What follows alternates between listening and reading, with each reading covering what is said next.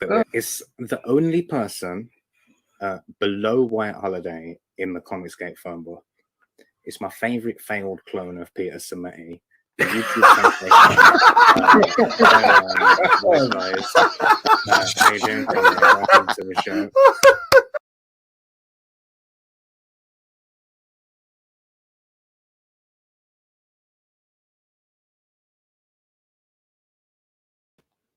Hello. Welcome to WyzGyz Entertainment. This is your host, Wyman. We are joined today by a very special guest. Hello. Hold on. Me? No, I don't think so. Hold on. I'm on. I forgot to mute you. My bad, guys. We're having all sorts of technical difficulties. WyzGyz. Oh, man. It's all right. It can only get better. There you go. That's a good way to look at it. We're joined today by our very special guest, Don Chen. Hello. Hi, how's it going? Wyman? I'm great. Wyman or Wyman? Wyman, right? Wyman. Yeah. Okay. Welcome, Justin Dutton. How's it going? Yo. He's been waiting a while. Yeah. Welcome, Matanui. How are you today? Hi, Matt. Thanks for hanging with us. Oh, man. It's such an honor to have you, Don. I appreciate your taking the time out of your busy schedule to be with us. Oh, my pleasure, man. It's, end of the night, weekend, just kind of kick our shoes off and have a good, fun time. Heck yeah. So this being your very first time on the show, I'd like to, get to know creators better.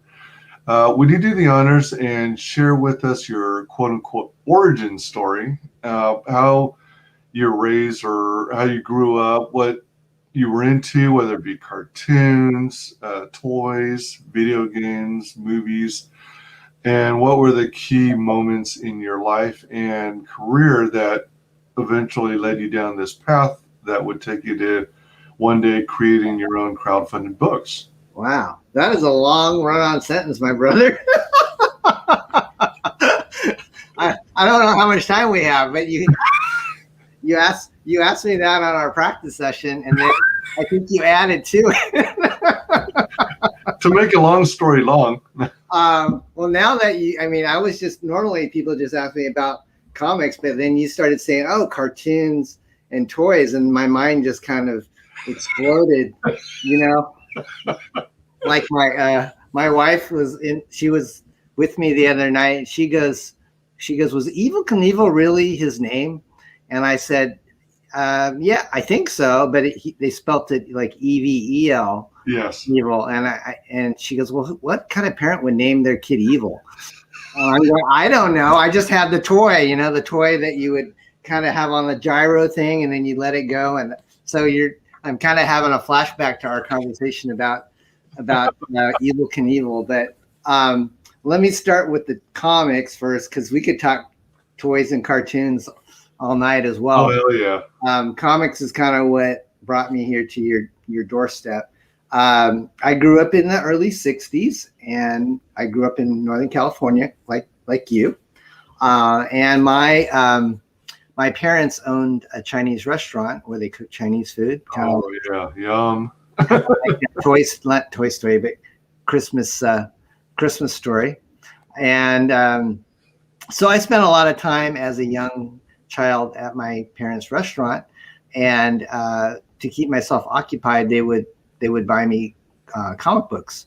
So a lot of the comics that I read were, age appropriate, like Harvey and Gold Key, Charlton, Richie Rich, things like that.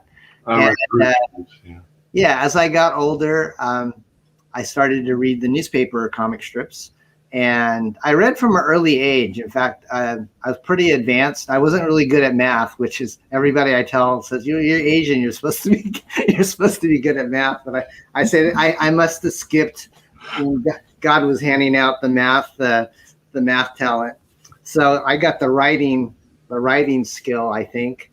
So anyways, I was reading newspaper comic strips, and I came across Peanuts by Charles Schulz, and that immediately was my favorite strip for it still is. And I started getting books with Peanuts, and I started to trace Charlie Brown, and I really wanted to draw like Charles Schulz. But eventually I kind of grew out of, wanting to be a Peanuts impersonator. And I started to do my own strips on little, binder paper or whatnot. So that's kind of how I got started. And from there, as I got older, I got into superheroes, and I figured I had a collection so big, that I started when I was in high school that I had to open a comic book store because I was just boxes and boxes of comics. Ooh. So I opened a comic book store like in the early 80s up here out of my parents' house, and it just exploded. There was no other comic book store around. And so that kind of paved my way into finding out all these other comics that I was, selling. And then the Ninja Turtles hit in the early 80s as well. And I was a college student with the comic book store, and I saw the Turtles were like setting the world on fire, and I had to get a copy, and I got copies in, and they were selling like hotcakes, just like they were everywhere else. And so I was thinking, maybe I could spoof this book because it's already so ridiculous. But if I took it to the next level, I wonder if people would like it. So I just kind of thought of the adolescent radioactive black belt hamsters, and I doodled it in a college class, and the rest is history. I gave it to my friend who was an artist, and I said, "Do you want to draw this kind of crazy story with me?" And he said, "Yeah." So we did, and then we took it to Eclipse Comics, who was also in Northern California, and they said, "Yeah, we'll give it a shot." And so they solicited the book to the comic book stores, and it sold like over 55,000 copies. Whoa. Yeah. So that was my first comic book that I ever got kind of decent orders on. But prior to that, I kind of did some self-publishing, like we did a book called Overload, which was a kind of a combination of heavy metal meets Mad magazine. And so that was kind of my first book that I did in high school. We did like 5 issues of that. And then my very first published work that I got paid for was with Cracked. Do you remember Cracked magazine? Yeah, I used to read that. Yeah, kind of like Mad. So that was my first thing that I ever got published, was like 1983. And then I just kind of did the Hamsters, and the Hamsters kind of opened the door for me to do other projects with Eclipse. And then Eclipse unfortunately went under in the I think in the early 90s. So then me and my friends decided we would just go ahead and try to publish our own stuff. So that's how Parody Press came about. Gotcha. Out of curiosity, so do you consider yourself an artist, or are you more a storyteller, or do you do both, or are you a jack of all? I actually have done when I was going to college, Wise, I wanted to be a movie director because I was inspired by Star Wars and Spielberg, and I tried to get into the Southern California colleges like USC and UCLA because that's where the big guys go to hone their skills. But unfortunately, I didn't get accepted. So I decided, well, I can still learn how to make movies here in my local college. So I started to go to theater arts classes and film classes up at Humboldt State University. And then I figured I quickly learned that actors are kind of weird. So I decided I don't know if I want to work with these people all the time. So I actually changed my major from a theater arts major to a journalism major, and I wanted to make it more of a cartooning, like a political cartooning type of major. So I did cartoons, and I've done some comic book work, but I'm not nearly as good as the guys that have worked with me. So I would say I'm more of a writer, editor, publisher type, but I'm not afraid to draw. I've been going on the Drawn and Quartered show. I've been on that like 4 times in the last couple months. And the first time I went on, I was just a guest. and I didn't even draw anything, and the crowd like voted me the winner. It was just kind of an inside joke, and so I felt like maybe I should step out of my comfort zone and dust off these pens and pencils that I've had in my drawer for like 20 years. So I went on the show, and I don't know if you've ever watched that show, but they don't tell you what you're going to draw until about 15 minutes before the show starts. And then you only have like an hour and a half to 2 hours to do a completely done pen and ink drawing. And then the crowd that's in the chat votes on who they felt was the winner. So we've got guys like Mike Miller and Elliot Fernandez and just really good professional people. So I felt like totally like a fish out of water going into this show, but I tried my best, and eventually, like the last show I was in, I actually got second place. So wow, not too bad. So I figured, just practice makes perfect. So there you go. Absolutely. I used to watch Drawn and Quartered. Yeah, John Malin was on a lot of those episodes. Right. Yeah. I'm not nearly as good as those guys, but at least it's better than a stick figure. I think I have. There you go. I have a drawing I did. Oh, yeah? Yeah, this one was like, they did The Nightmare Before Christmas, before Christmas. So oh my gosh. I did that. Whoa, right on. So anyways, Cool. I have on our XFarce website where we're having the campaign, I just added a couple tiers where people can get back issues of Parody Press along with the sketches that I drew on the Drawn and Quartered show. So we have like a May the Farce Be With You tier, which has Star Wars comics that we parodied along with my drawing of a Star Wars character. So I'm just kind of testing the waters and seeing if people would buy that, and so far no one's bought it. So, give it time. give it time. It's only been a couple days. It's only been absolutely. Hi, Ink Spots. Welcome, Ink Spots. Hello, everyone. Yeah, I think that's one of the things where some people. Yeah, every time I think of hamsters, I think of adding a P myself.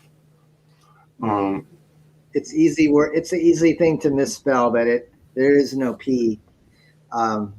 Yeah, for some reason my mind keeps wanting to insert a P in there. Yeah. Let's see.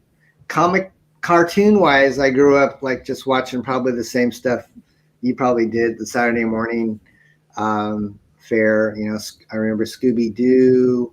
The live action, not live action, but the more. I guess you kind of call them live action, like Shazam, ISIS, Land of the Lost. Oh, right, yeah. The ones that had actual like actors and people dressed in suits and stuff. I was a big fan of Godzilla. I love Godzilla. Oh, movies. yeah. Sure. Absolutely. I liked a lot of horror movies growing up, like everything from Halloween up to, I'm a big John Carpenter fan. I really like to, Escape from New York and all of his stuff. That's a fun movie. Let's see. Did you watch Ultraman? Oh man, Ultraman was my man. There you go. It's like I live for that show. You probably used to watch KTVU Channel 2, right? Yeah. Back in the day, because we got that on cable up here, and there was Bob Wilkins on Creature Features. Right. Late night kind of horror show guy. And then Ultraman was the after school. It was Ultraman, and Johnny Sock'em was kind of in there every once in a while. But Ultraman, whenever his thing started beeping, at the end, and and then he always came back and redeemed the day. I was just like, that made me get all this big adrenaline rush whenever I watched that kid, and I would hop around and think that I was Ultraman. Oh man, that's awesome, man! I love Ultraman. Little do we know, you really are him. Oh, maybe. Yeah. Oh man, I would cosplay Ultraman if I have a decent suit that didn't make me look too fat. So, do you also watch those cartoons like G.I. Joe, Transformers, The Mask, Thundercats? that was kind of, because I'm like 57 now, that was like a little bit, I was probably like in college in the 90s, so I wasn't really watching the cartoons, and I was publishing comic books, so I didn't really have as much time to watch those cartoons, because I remember watching you with Mark Polton. Yeah. He's a younger guy, so I know he really was into G.I. Joe, and that's kind of what U.S. Assassin is kind of based on. Yeah. But I can't say that I really followed cartoons outside of the 70s and 80s. After I got older, I kind of didn't really watch that much. How about you? Did you kind of grow up watching this? Yeah, those were my jam. Okay. I was, and then it carried over into the toy lines, and I was like Legos, Transformers, G.I. Joe. I didn't actually collect a whole lot of the Thundercats toy line, but I was big on G.I. Joe, Transformers, The Mask, Bionic 6, and Star Wars. When you say The Mask, do you mean Mask or the Mask like the Dark Horse Mask guy? Oh, I'm sorry. I guess it's just called Mask. Yeah.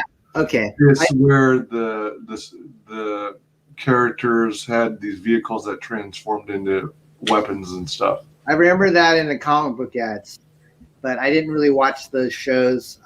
Like I said, I'm like 10 years older than you, so there's a little bit of an age difference. Yeah. Like the G.I. Joe that I remember was the ones that were about 12-inch dolls. Yeah. It had a little scar, and it had the like it was held together with cords, like kind of stretchy cords, not the small ones that probably you guys, Mark, and you guys probably collected. Right. 90s. So that's the G.I. Joe I remember, with kind of like actual clothes. Yep. Stuff. Exactly. So that's kind of how old I am. Those were kind of like a sturdier, more manly Barbie doll. Like, yeah. If you took off his pants, there was nothing kind of genderless. I don't know why I would know that, but I guess that's just the way it was back then. That's probably the way it still is. Yeah, probably. No wonder people are so confused. Exactly. That'd be kind of curious as to whether, like, with all this stuff about all these wild and crazy genders, if instead, down where his junk is, if it has a plus sign or a minus sign instead these days. I wouldn't put it past me, man. Oh my gosh. So, out of curiosity, since you were kind of inspired by Teenage Mutant Ninja Turtles, one of the comics that I actually got into early into my comics interests, like when TMNT came out, they still had the big magazine format. Yeah. Books, and black and white covers, and then you'd have a splash of red on it. Right. Did you ever get any flack from like Eastman and Laird when you released the Hamsters books? No, we didn't really run into each other unless it was like at a big con. And at a big con, you're so busy just shilling your books and talking to fans. You don't actually get to really interact with people. But I did hear through the grapevine, through their letter, that they actually thought it was pretty amusing. I only thought I was a little reluctant to kind of go over and introduce myself, because normally when you do a parody, you only do one, and then you just kind of call it good, and that's supposed to not get you into legal legal hot water. So what happened with the Hamsters was it was only supposed to be a one shot. Mm-hmm. And Eclipse wasn't even totally. They actually said, well, we'll distribute it for you, but we want you to have to pay for the printing and take care of all that on your end, and we'll give you a bigger cut, but we just think we want to distribute it. So I had to get a loan from my parents and arrange for a local printer to print the Hamsters. And when the orders came in and they were over 50,000, that was like quite a bit more than I think most of the other books that Eclipse was printing at the time. And I think they kind of saw the writing on the wall that, wow, maybe we should make this an ongoing series. And so they asked me to continue writing it, and I did. And so they did about, I don't know, 15 to 20 issues in the whole Eclipse of the Hamsters. But I always thought, gosh, I'm kind of riding on these guys' coattails, and I don't know how they're going to like it if I keep on doing like a bi-monthly or a quarterly Hamsters book. But they never had any attorneys call us or anything. And then lo and behold, just a few months after Hamsters came out, everybody and their brother wanted to do an anthropomorphic radioactive spin on our book and their book. So after a year after our book came out, there was probably another 7 or 8 different spin-offs that were, even Marvel, they did like the Power Pachyderms or something like that. Oh, right. Spider Ham. So it was just like everybody wanted to kind of cash in on the turtles, and I just happened to be the first one to make fun of them. But we never got in trouble legally with any of the parodies that we've done. We've never had anybody sue us. So knock on wood. Oh, that's nice. That's nice. What was it like working at Cracked? Was it fun, or was it stressful, or was it ever challenging to come up with content or take a comedic angle at an existing property? That's a good question. Because I was a fan of Cracked, and I had read it from an early age. As I got older and more confident in my writing, I felt like I should try to submit to their company, because they put their address. And I was living in California, and their offices were in New York. So I just started sending them submissions of what I thought would be funny concepts. And eventually, one of their editors wrote me back, and he kind of mentored me on how I should submit my ideas. And so over a period of like a year of corresponding, he finally wrote me and said, yeah, we're going to actually buy some of your material for our magazine. But unfortunately, I really wanted to write the movie satires, because that's the thing that whenever I read Nat or Crack, that was the first story that I would read. Oh, yeah, me too. Yeah, they already had like these set veterans like John Severin and different writers and stuff that have been there for years. So I just kind of got in submitting like funny word plays and just kind of poster ideas. And eventually they did print an actual script of mine that was illustrated, but you don't just go in on your first shot and say, oh, we're going to give you the movie satire gig. That's like for the people that have been there for quite a while. So I actually never worked at their office. It was all done through correspondence, and we didn't have the internet back then. So it was just like type it, print it out, make a copy of it, send it in a self-addressed stamped envelope, cross your fingers, and just wait in the mail for a response. Wow. So we're talking, the golden age before email or computers or anything. So I just had to, whenever we would do a submission, it always involved making copies and sending it off, and then just hoping that you would get a response. So, we got a lot of rejection letters when my friends and I were starting. So we just said, well, we'll just try to print our own stuff. And so the one of the ones we did is right here. So this is Overload. This is the very first. Let me take it out of the little shiny thing.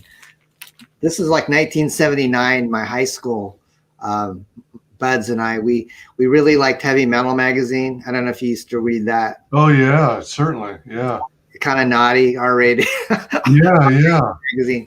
But we really liked like Richard Corbin and Mobius, and so our very first issue was a spoof of the movie Alien, because that was a big hit back in the late. Yeah, that's an awesome movie. Yeah, so we spoofed Alien, and Parsanovich, who drew the Hamsters, this is actually one of his first works, and then that's hella detailed, man. Yeah, for a high school kid, Parsanovich was. A lot of people said, "Oh, I really didn't like his work on the Hamsters. It was just too much cross hatching." But he was really a phenomenal artist for his age. Totally. Yeah, really. I mean, this is high school, and Jeez. My stuff looked crappy, but yeah. So this was just kind of our take at trying to be like heavy metal. And my parents helped me. They published like 5 issues of this, and eventually we got picked up for nationwide distribution. Like, I think by issue 3, we actually, not too bad for a couple people trying to do stuff out of high school. Wow. So do you actually distribute through like Diamond or? Back in the day, Diamond wasn't. It was this company called Bud Plant. They were in Grass Valley, California. If you used to read Marvel books and stuff, they used to have ads back in the day in their they sold a lot of like portfolios and kind of more fantasy artwork, but they distributed Overload primarily, I would think, West Coast. And then as we got older, we discovered, there's other distributors like Diamond, and at the time there was another one called Capital City that was in Wisconsin. And so by the time I kind of got my feet wet with Eclipse, I started to figure out, this is how you network. This is the process when you try to sell a book. You have to basically show the distributor that you've got some artwork. You have to write a little brief paragraph description of it, give them a price, and then they put it in a magazine like Previews. And then Previews goes out to all the comic book stores, and then the fans get to look at Previews. And then they tell the store owners, we want to get this copy. And then the store basically calculates how many copies they're going to order. And so that's kind of how it works. When I was young, though, I didn't have a distributor, so I would just print. We probably printed like 1,000 issues of Overload, thinking that we were going to sell them like hotcakes. But if you don't have a distributor, all you can do is sell them locally. Right. I only live in a small town, so we were in some liquor stores and at my parents' restaurant and stuff. But I don't have too many of them left anymore. I only have maybe a couple copies. They've been either thrown away or you can find them on eBay, but they're not going to be terribly cheap. Oh yeah, I bet they're going to be rare. And that's even like that's magazine size, isn't it? Yeah, we wanted to do something that was kind of on the same scale as heavy metal. And the later issues we started to do color covers, but every issue was black and white on the inside. I didn't want to milk too much money from my folks. They were being cool and helping me print it, and I would try to sell some advertising to local businesses to offset. So I kind of learned from an early age to be a entrepreneur, and I learned, I didn't make money the very first time. I just kind of struck gold with Hamsters, because for a book to sell 50,000 copies by 2 relatively unknown people, that doesn't happen all the time. Oh man. So we just kind of had some good timing, and the concept just kind of hit, I think, at the height of the Turtles popularity. And we started to get people that wanted us to do animation rights, and in fact, behind me, that big red cloth is actually a sleeping bag prototype. So sleeping bag. Oh man. So I had an agent who was trying to get licensing deals for the Hamsters, and he actually landed a licensing deal with a clothing company that made kids' pajamas and sleepwear and sleeping bags. So they paid us at the time, back in the 80s, I think they paid us like an advance, like $25,000. And so they never went into production though on any of the Hamsters.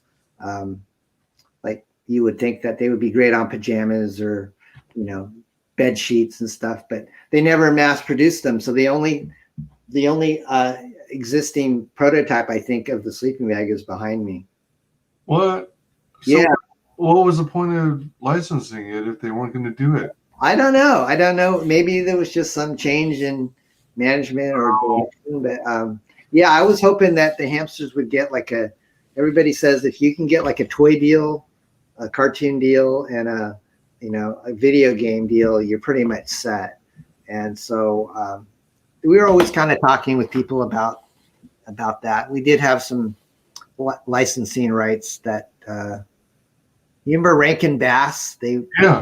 Rankin Bass bought the rights to the Hamsters, but then they kind of tied them up for, I don't know, five plus years, and then they were just kind of having some financial difficulty, so they never did anything with the Hamsters. But that was always my dream, that it would be a Saturday morning cartoon.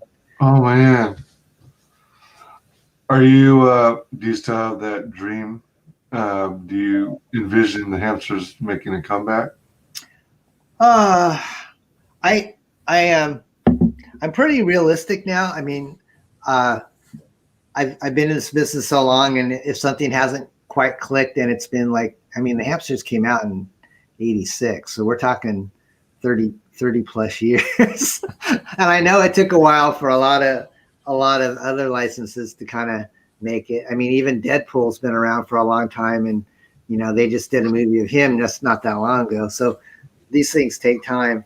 The Hamsters are very dear to me, and I did make a deal with Dynamite Entertainment. So Dynamite actually started publishing the Hamsters I think around 2007. And so over the course of the last decade, Dynamite has actually bought the rights to the Hamsters now. So I don't have any, I don't have the creative flexibility to do whatever I want with the Hamsters. It would have to be with Dynamite's permission. So as much as I would love to see them get a movie or an animation deal, that's kind of not in my power to push that. Although I do feel totally confident that Dynamite, with their track record of publishing for many years, and they've got connections like with the boys now, and so I wouldn't be surprised if somebody said we're going to do a Hamsters movie. I just don't think I would be that quite involved in it like I was if I was the owner of the property. So you like sold specific rights over to Dynamite? Yeah, all the rights. All the rights. They made an offer at the time that I thought was very generous, and I still think it's generous, because you have to understand that I don't think I told you this, but I got out of the business in the 90s and I became a real estate broker. So I haven't been a publisher since the Hamsters came out. I kind of left the business in the late 90s because the market was kind of taking a dive and I needed to support my family. So I thought, my wife said, why don't you try selling houses? I said, okay. So I took a real estate course, and it just was a really good fit for me. People seem to like me as a realtor, and I've been doing that for like 22 years. So, but I've always missed that comic book side of my creative half. I mean, it's not the same selling houses as it is creating an adventure that you can hold in your hand. It's a valuable service, but it's kind of boring compared to doing comic books. So long story short, I've been just kind of studying what the current comic book market's like, and crowdfunding, watching Comicsgate people, kind of seeing this political divide between creators. So it's a lot different than it was when I left the business in the 90s. It's a lot it's a lot more face to face with the fans and networking with people like you, doing live streams. So it's almost like you have to kind of be somewhat of a celebrity in order to get people to follow you and like your stuff. And before it wasn't that way. You would just kind of do what I told you we would do with the distributors. It's just, you know, just kind of operate in the shadows and just get your product out there. Right. Okay, so we've got X-Farce Reloaded. Yeah. So, you want a little backstory on X-Farce? Absolutely. Okay, so X-Farce, if you guys have not been familiar with this property, it was also an Eclipse book that we did in the 90s. And it was 1992 was right about the time that Rob Liefeld did X-Force for Marvel. And Bill Mouse and I, who he was a young cartoonist, this was our very first book working together with Eclipse. So I just pitched the idea to Eclipse and I said, do you think you would like to do a parody of X-Force? And so logically we came up with X-Farce. And at the time, the artist on the cover was supposed to be Todd McFarlane, but for some reason he backed out and he was supposed to do the cover to it. That probably would have sold even more copies, but it actually sold really well even without his cover. We sold like, gosh, I think between 70 to 80,000 copies of X-Farce. Dang. So, and it was only black and white. So I just kind of thought, well, if I'm going to do a comic in 2020, 2021, what would I do? Because I can't do the Hamsters. So X-Farce was even actually a bigger seller than the Hamsters. So I just thought, well, why don't I bring back X-Farce and we'll recolor the best portions of that book, as well as some older X-Men parodies that we've done with Parody Press. So XFarce Reloaded is a 48-page full color, kind of an anthology with 7 different X-Men stories in it. So you get X-Farce, X-Cons, the Newt Mutants. We also spoofed the current 2020 Jonathan Hickman Marvel House of X, Powers of X storylines. Oh. We make fun of the Avengers meeting the X-Men. We also have another story that's what if other comic book companies had mutants. So it's a big team of about 12, 13 different creators working on this book. And, you know, we're actually about 95% done with the production on it. So it's very low risk. If you folks haven't backed it yet, we already hit our goal, which I set to be less than 2,000. So this book is definitely going to print. And so if you thought, you know, you might be riding the fence on buying it, it's a done deal. I mean, it's just a matter of getting some lettering done. And then the color on one of the variant covers is still being worked on right now. We can, you know, kind of go through that, but yeah. So X-Farce is, it's for kind of it's kind of like what if Mad Magazine met, you know, the X-Men. We kind of have a lot of tongue-in-cheek humor. I was really inspired by movies like Airplane. Oh yeah, that's a great one. Mel Brooks movies. And so it's just kind of a throwback to a funner time. And I just kind of thought after 2020, everybody could use not only a stiff drink, but a good laugh. So for sure. So that's why we felt like, you know, our tagline for our company is Parody Press, making the world laugh again. And so this won't be the only thing we're doing. We've got some other stuff coming up that I can, you know, share with your audience if you like. But if you want, Wyz, you can play the trailer. That kind of gives people an idea of what we're doing with the campaign, and a nice little overview of the book. Absolutely. Yeah, I was wondering also, with such a big team, how do you make that work with such a low funding goal? It's not making money. It's out of my pocket. So okay. yeah, most of these, in the old days when I was doing Parody Press, when we were starting, it would almost kind of be a profit sharing type of setup with my creators. But now, because this isn't my only job, because I can afford to do this kind of as a labor of love. Right. Most of the artists have already been paid very well for their work on this book already. So Gotcha.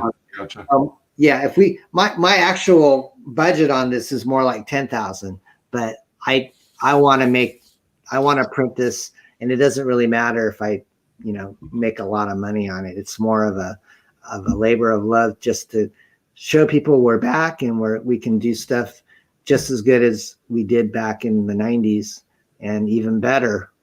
Sweet. Let's check it out.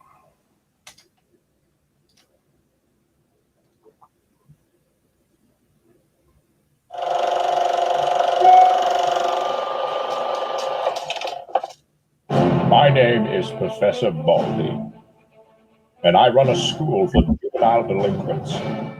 But not just any delinquents. Mine are specially gifted. You might even call them mutants. Trust a few reformed ex-cons. Tangerine. Am I the apple of your eye, Bubba? Jeannie Gray. Beastie Boy. Oh, everybody dance now. Snow Cone. Is it hot in here, or is it just me? And their friends from X-Farce. Cable TV. Eat remote control, frog face. Garfarel. Meow. Dominoes. This book has just the right amount of cheese. And introducing the Newt Mutants. Beware the rest. Magneto. Mistress Piggy. And not at all breaking the fourth wall. Cesspool. Now, Parody Press Comics is back with XFarce Reloaded #1. Don't miss this extraordinary comics extravaganza with 7 full color stories of marvelous mutant mayhem. Back this book today for awesome variant covers and original artwork tiers. 48 pages of action and hilarious hijinks by some of comics' funniest talents. Parody Press, making the world laugh again. Only on Indiegogo.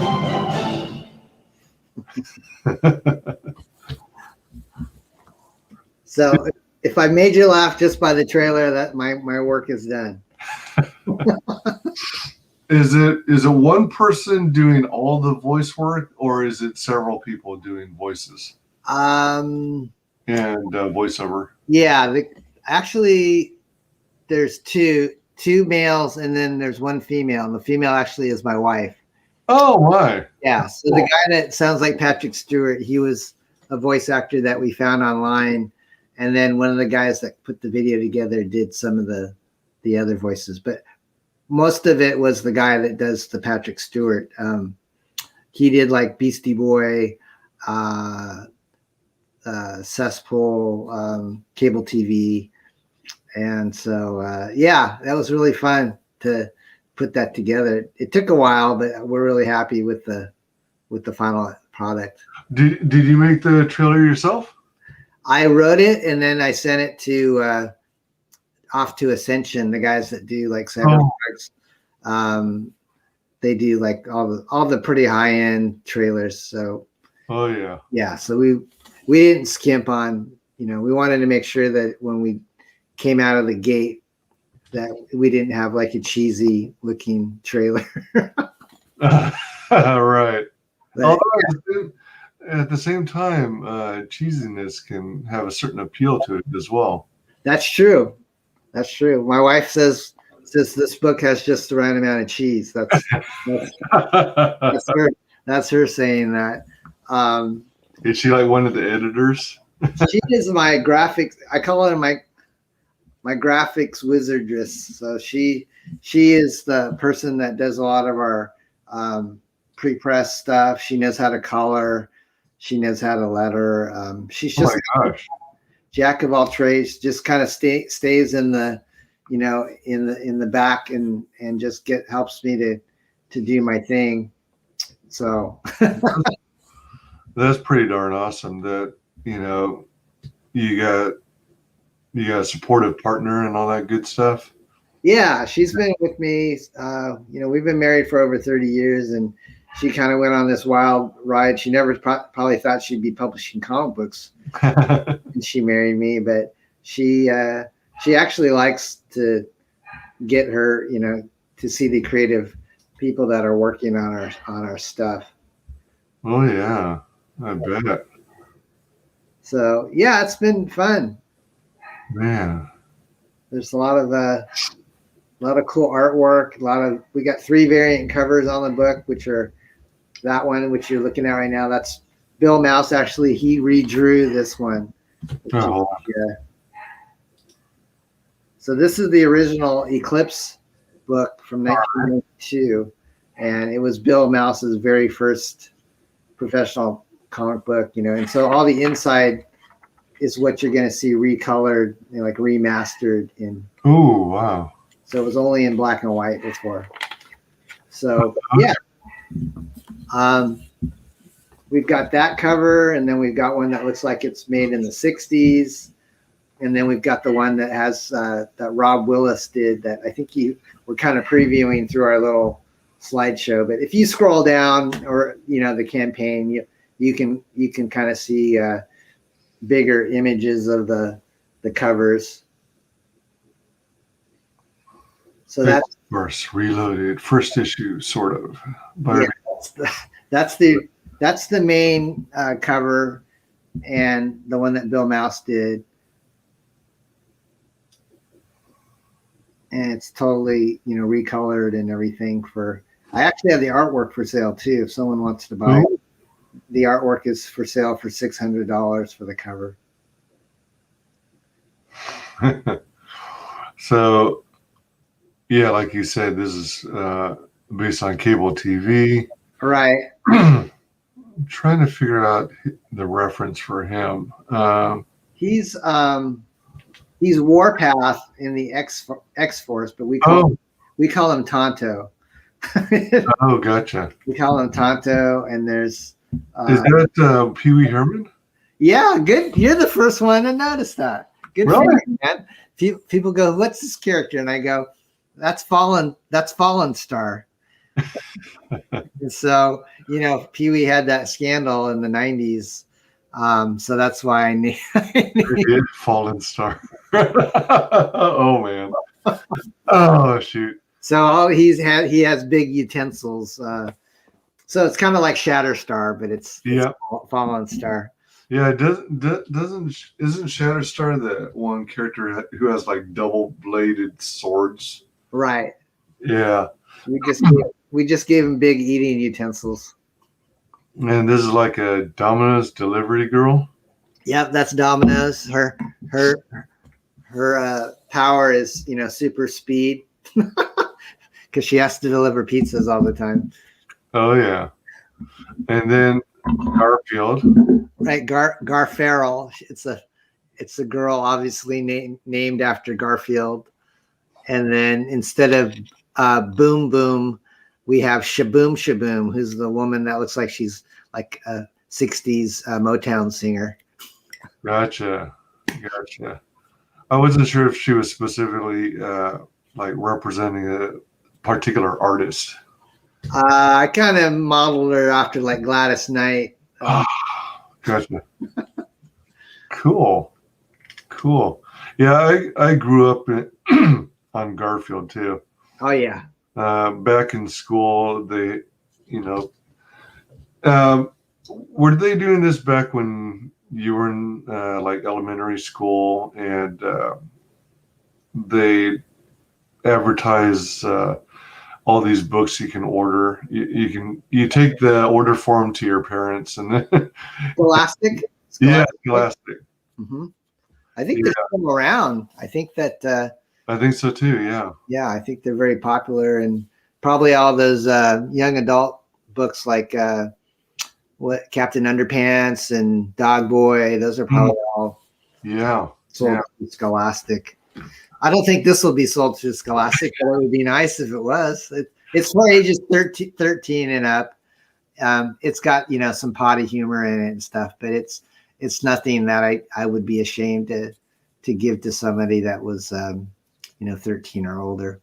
Potty humor seems to be a big thing these days. I mean, if you look at the toy section these days and the board game section, it looks like it's all related to poop.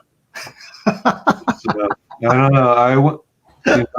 All you really need to do is ask Scholastic and see if they'd go for it. Never know. That would be a huge. If I'm sure that would get my orders way up. I don't think I could charge $25 though. I don't think many parents.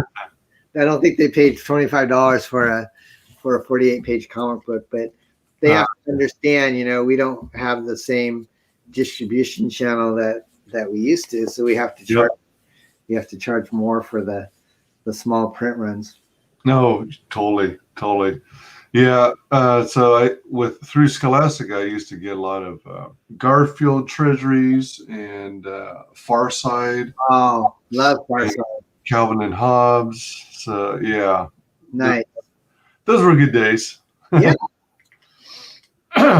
X marks the laughter spot with X-Farce Reloaded #1. 48-page graphic extravaganza. Yeah, no ads, so it's all content. Wow, that's pretty epic. Thank you. Jam-packed book is ad-free, nothing but hilarious content from cover to cover. So does it actually read like a comic book as opposed to like Cracked or Mad Magazine where it's like specific segments, different types of stories? It's because it's an anthology, you've got like anything from like a 2 or 3 page story up to like a 20-page story. So we're going to try to do it chronologically.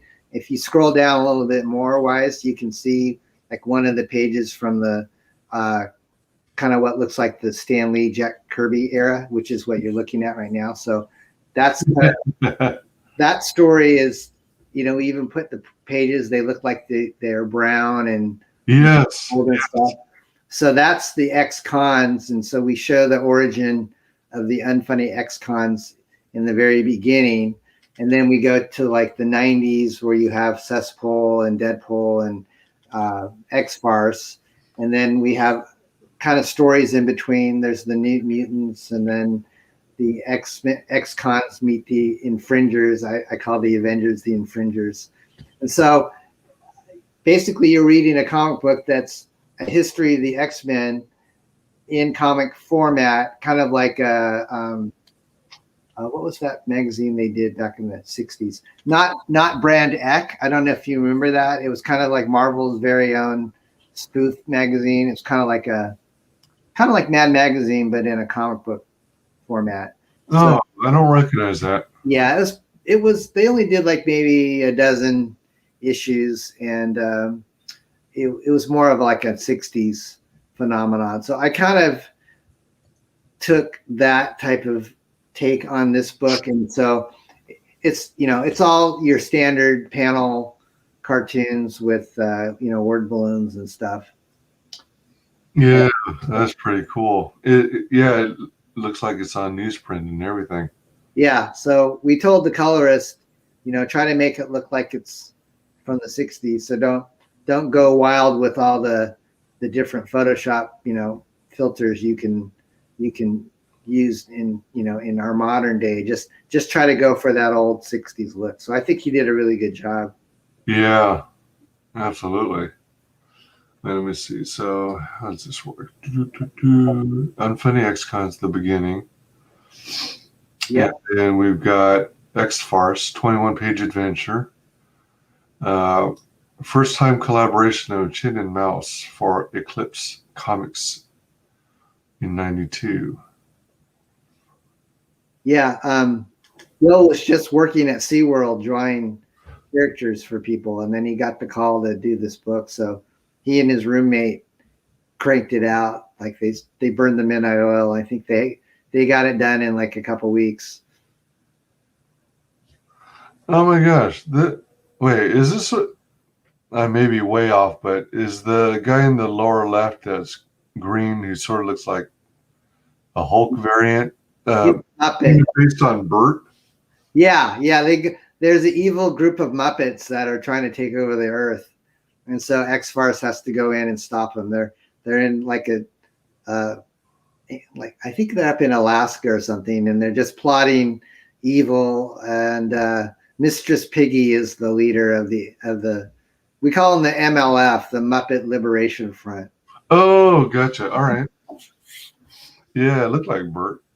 Yeah, we make fun of Kermit and Ralph, Beaker, all those guys in this in the X-Farce book. And then Cesspool, he happens to be their secret weapon. That's the next page. And so on the colors, the same colorist that did the 60s version, we said, no, well, now it's the 90s. So now you can kind of let go and do more of the, modern day special effects and stuff. So you've got kind of like the farty gas effects. And then Cesspool looks like he's got like kind of like poop stains.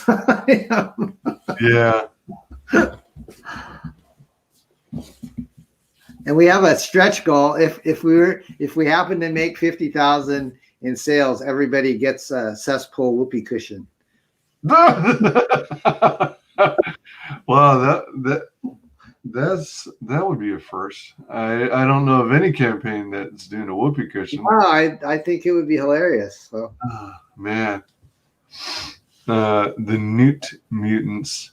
Yeah, we wanted to make it look like it was like the 90s Bill Sienkiewicz version, kind of the painted. Yeah. So I found this artist who we worked with before, and I said, can you try to emulate, some of these Bill Sienkiewicz New Mutants illustrations? And so if you can you go up a little bit, Wise, to the updates page? Oh, yeah. I just posted one of Thad's pieces today. This is, so you can see what his artwork looks like. It hasn't been lettered yet, but he's got this awesome kind of he uses like airbrush, colored pencils, and acrylic paint, and he works like 22 by 30. So it's almost like a canvas type thing. So his artwork, believe it or not, we have his pages like this only for 600, which to me, for something that's this colorful, I think is pretty cool. Wow, this is nice. Yeah, so Thad, hammer and sickle. Yeah, she's got the communist Soviet. Yeah. So that's something I just posted on an update page, and I try to update like once or twice, pretty much every day or every other day. So if people back this, they'll actually get to kind of get a lot of behind the scenes info. So the New Mutants, when we got his cover in, which we're going to put on the back cover, I posted it online a couple months ago, and I posted it on Chris Claremont's Facebook page, and he laughed at it. So that was pretty cool because he's the creator of the New Mutants. Yeah, it's like, man, that is a very good match.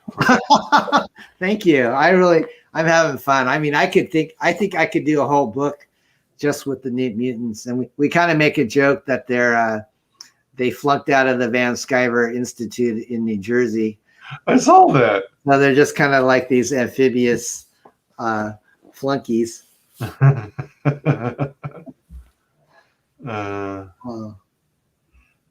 XFarce Reloaded variant number 1 issues, along with the only printed script.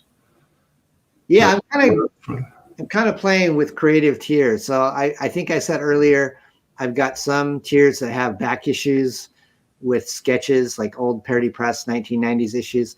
And so I thought, people seem to like our trailer a lot. Why don't I offer a director's cut tier? So director's cut tier, I just posted it earlier today. For $111, you get all 3 of the variant covers, plus you get the only script that I printed out for the trailer that we just watched. But there was an unreleased version that has about an extra 15 seconds in it that's in the script, but it wasn't in the trailer that we watched. So I thought, why don't I make this tier kind of unique? And so if someone buys this tier, they'll get all the comics, they'll get my script, which is like 16 pages color with my signature. And then you also get a link sent to you where you get to watch 2 of the unreleased trailer versions for the comic book. So that's kind of what the director's cut idea was. And I used Mel Brooks because he was an inspiration to me. Oh yeah, he's pretty cool. You know, his movies and stuff. Script 16. Oh, so you do get the physical 16-page script. Yeah. Trailer. Yeah. When I wrote the trailer script, is just like almost writing like a comic book strip. You have to tell people how you want it edited and what you want in each sequence and stuff. So because I kind of have a screenplay background, it wasn't that hard to do, but I thought, well, why don't we just offer the script for sale? And that's what we did. That's neat. That's different too. Thanks, man. Yeah, I really enjoy these behind the scenes kinds of things. Cool. I think on one of the other, keep on scrolling a little bit, Wise. I think a couple updates down, you can see Rob Willis's artwork that we just turned in. I don't think it's on that campaign. This campaign shows the ones that I'm sorry.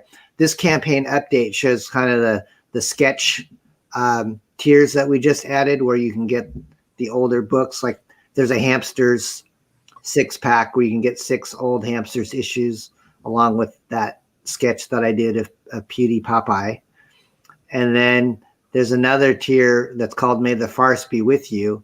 So you'll get 3 old Parody Press Entity Comics Star Wars spoofs from the 90s. And then also I drew that Ahsoka Tano with Darth Vader sketch. And that's for $99. So if you want autographed comics along with an actual piece of artwork by me, it's pretty, I think it's pretty affordable. But the guy I wanted you to see is one more down, and that's keep going down a little bit to the next update. I think, yeah, there we go. This is it. So that's Rob Willis's variant cover that he just turned into me a couple days ago, and it's being colored right now. So he's awesome. So he does his take on X-Farce, and I'm pretty sure when we get this back, it'll be either offered as a print or a t-shirt or something like that, because he's got a lot of fans, and I really like his detail. Yeah, this is cool. Yeah, it's pretty cool.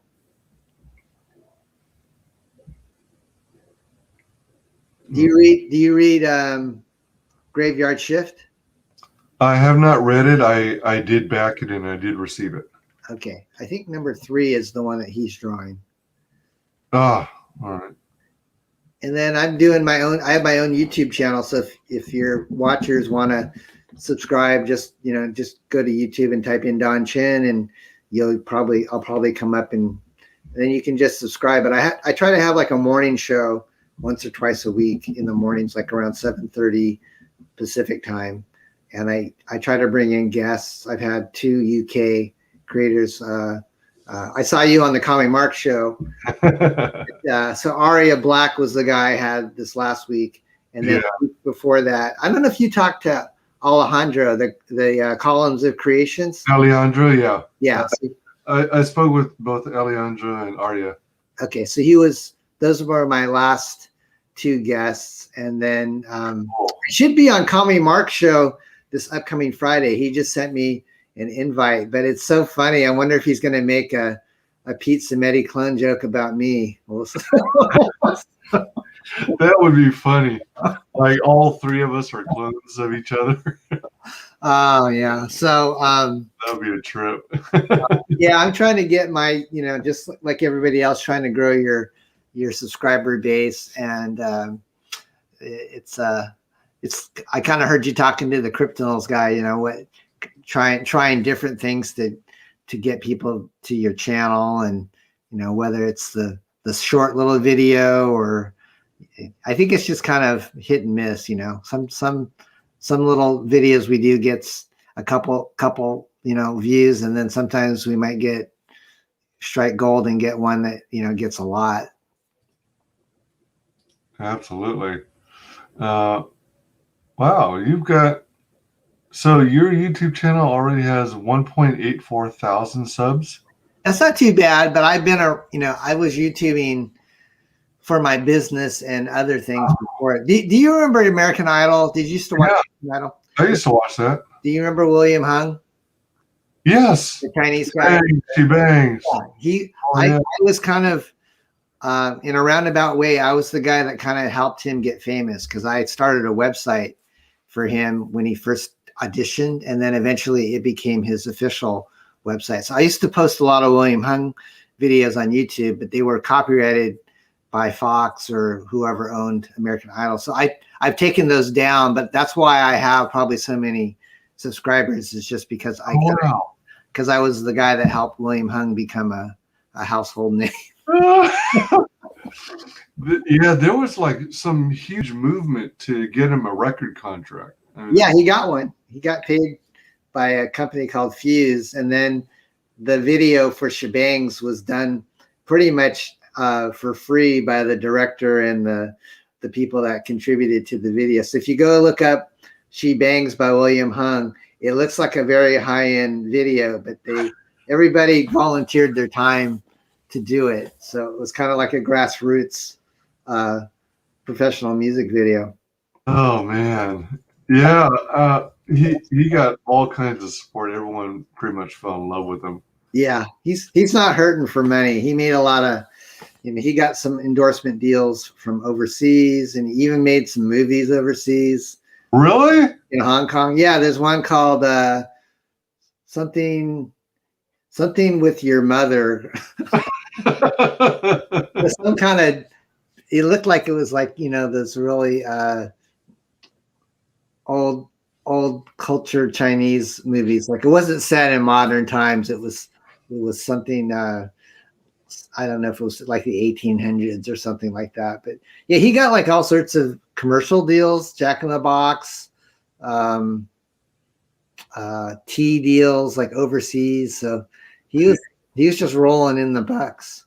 Wow, that's cool. Mana Nui says that's not something Oh, it's a good conversation starter. Oh yeah, for sure it is. So we still communicate. I mean, I was running his website for almost like the last 15 years, and then he just said, well, I'm going to decide to be a personal, what is that? Motivational speaker. Oh, so is that right? WilliamHung.com or WilliamHung.net. I'm not doing his website anymore, but when he was trying to milk all of his American Idol fame, that was kind of what I was helping him with his website for like the last almost, seems like 15 years. I think 2004 is when he was on American Idol. Were you doing all that just for fun and because you're like passionate about it, or did he eventually hire you? I never asked for anything. I always thought, maybe if there's a chance he would need representation or something in a creative capacity that I could assist. But he actually just had his parents kind of be his business partners. And so I just mainly did it out of being a fan and just kind of having that to talk about. And it was really nice. I mean, I got to go to a lot of events where he was performing for free, like Warriors games, or there's a big concert down in Southern California called Wango Tango. And he was performing. He was the last act on a bill that included Janet Jackson, Backstreet Boys, Maroon 5, NERD, probably Kelly Clarkson, Jessica Simpson. William Hung was the closing act. Wow. That big. Oh my gosh. So, I mean, he would, if he was asked to play at a mall, there's videos of just like capacity malls just completely adoring him singing. Oh my gosh. It was crazy. I mean, I had like Dateline calling me and MTV calling me, and they wanted me to just go on the record of, talking about how I found him. And so I'm in like this documentary that that Fuse did about William Hung. Oh, dang. That's pretty weird. It must have been so surreal. Yeah, it was. It was just. So, besides She Bangs, did his cover? Did he eventually write his own songs and do a full-on album? He did like three. He did like three albums. He did. The first one sold pretty well. I think it actually broke the top 50.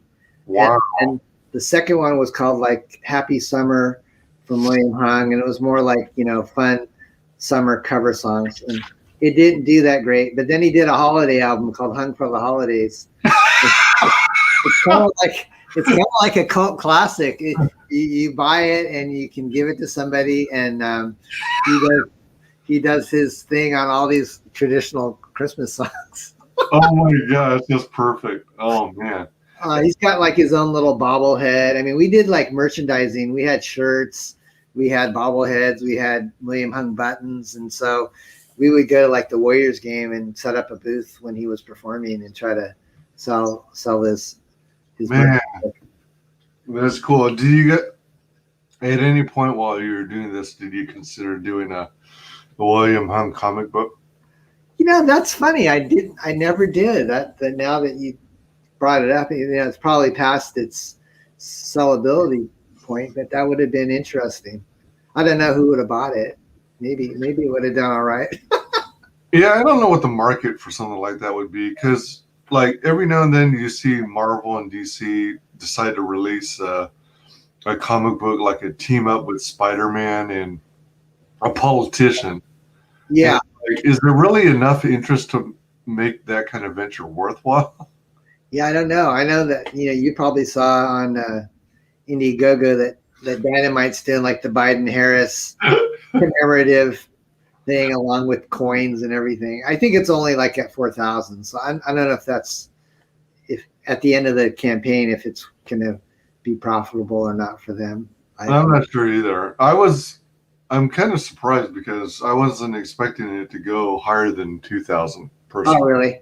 Yeah. But what was funny is Dynamite was advertising it on Twitter, and so many people were they were catching a lot of flack that Dynamite ended up deleting all their tweets about the campaign. That makes me think of the YouTube. The inauguration of Biden. They were putting it on YouTube. Yes. So many downvotes. They deleted that, and then they tried to re-put it back on, and it still was getting. They didn't allow anybody to make comments either on there. So I think they're kind of getting a taste of their own medicine. Oh my gosh! You said you mentioned you'll be on Commie Mark's channel soon. Yeah, next Friday, I think around 2 p.m. Pacific, 5 Eastern. Yeah. Are you aware of his book, Not Daredevil? Yeah, I backed it. So if you look closely at the cover of the Dynamite Biden-Harris thing. I saw him in the corner. Yeah, so rather than call him whatever his other name was, Death-Defying Devil or something, numerous people, including myself admittedly, said, you're using Not Daredevil in your promotions. And there were a lot of Not Daredevil references in there. Awesome. It was so funny. I like Commie Mark. We were on a show. He asked me to come on his show like a couple weeks ago, and we just hit it off. And he did this really funny graphic. It was like, I think it was from G.I. Joe. He put like his face on one character and my face on another, and that was his promo graphic for the chat. But do you go on there often? Not too often. I try and go on whenever I'm available. When did they do that little snippet that you played at the beginning? Was that pretty recent or? Oh no, that was I think a few months ago. Okay, because I wasn't aware that he did like an ongoing show until recently, so I wasn't sure how long that had been going. But yeah, that was a snippet.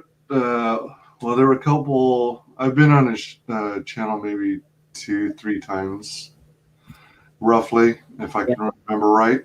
And one of them was he had this website where you could like do effectively give grades to whatever your topic is about. So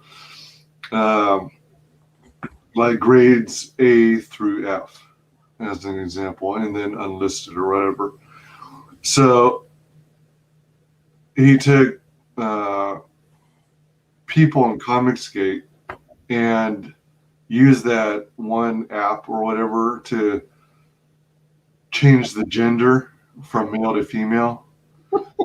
And so there's a female version of myself on that stream. And it was kind of, it turned into like more or less a smash or pass kind of game. That's too funny. Would you do them or not? And then your rating of doability is, the higher you are, the more attractive and doable you are. And they freaking listed me on the bottom tier category. I was at the bottom. Oh man, it was sad. I'm sorry. Oh, man. Yeah, I appreciate it. And then another channel. I wasn't actually physically on it. I caught it on replay, but they had end of 2020, I guess, they did like a little award show where they just came up with funny little categories and awarded someone in Comicsgate, a prize, kind of like the Oscars. Yeah. And I won best soundtrack. Awesome. Because I started this new segment on my channel called Tone Deaf Asian Sings.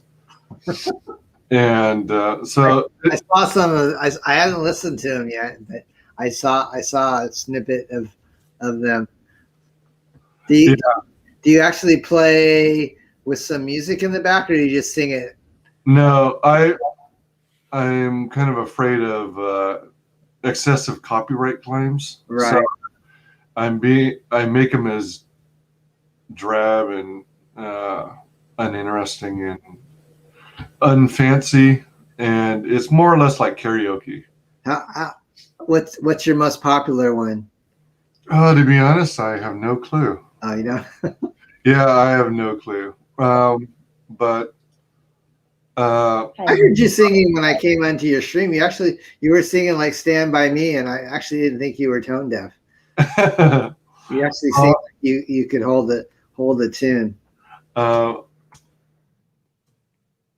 I wasn't even sure if you could hear that. Yeah, I heard you singing. I started singing with you, but we couldn't hear each other. We were like the what are the guys that sang the right Blues Brothers? Oh, Blues Brothers. That's cool. Yeah, what was I gonna say?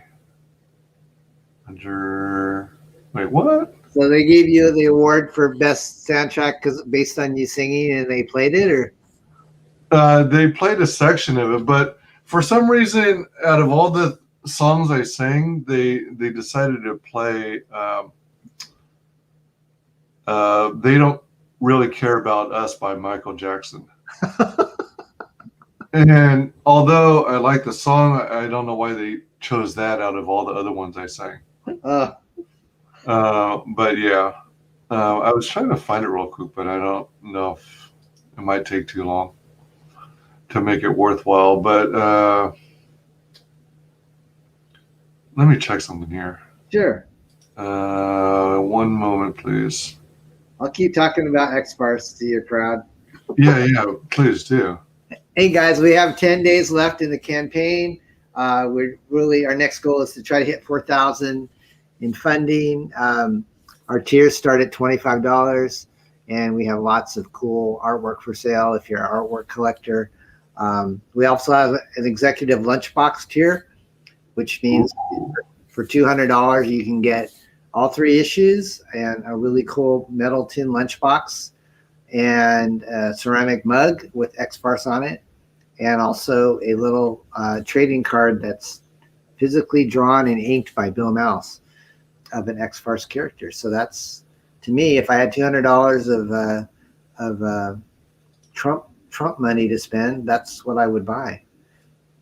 Yeah, those kind of tiers are proven to be very, very worthwhile. Yeah, I'm hoping everybody sees a lunchbox and they go, "Oh, that's pretty cool." And we're gonna get those in our hands. I'm hoping in a few weeks so I can physically show them to people. But that's on the campaign page. And like I said, if you want to just check out what we're doing, there's all sorts of info on our updates, and I'll be adding some more interesting tiers in the closing days of our campaign. Yeah, so any questions people have, feel free to ask here, or Twitter. I'm on Twitter at real Don Chin, and my YouTube channel is Don Chin, and then we have a ParityPressComics.com, and we have another book coming out, which I'm hoping that I might be able to just show you a little preview of before we go. I was trying to find. Oh man. Yeah, that's not gonna work. All right, never mind. That's all right. I was trying to find a way to display a list of all my Tone Deaf Asian Sings videos and see, the number of likes and stuff. Manually browsing through the entire list. But Bruno Mars's "You Are So Beautiful" is one of the higher view counts. Okay.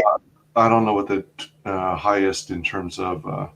I'm seeing your video page now. So,